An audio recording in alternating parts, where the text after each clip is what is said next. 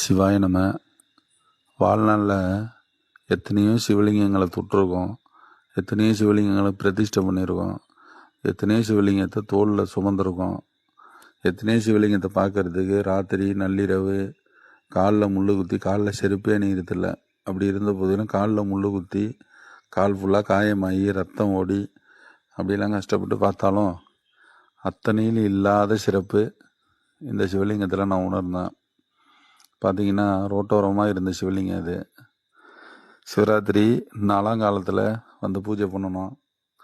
மிக அழகாக தன்னந்தனியாக இருட்டில் தனிமரமாக அந்த சிவலிங்கம் உட்காந்து பார்த்து மனசெல்லாம் கலங்கிடுச்சு, கண்ணு கலங்கிடுச்சு,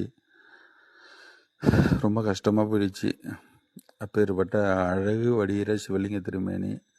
இந்த சிவலிங்க திருமேனிக்கு தான் அந்த ஊரில் ஐயா இடம் கொடுத்துருந்தாரு. இன்னும் அதை பிரதிஷ்டை பண்ணணும், ஷெட்டு போடணும்.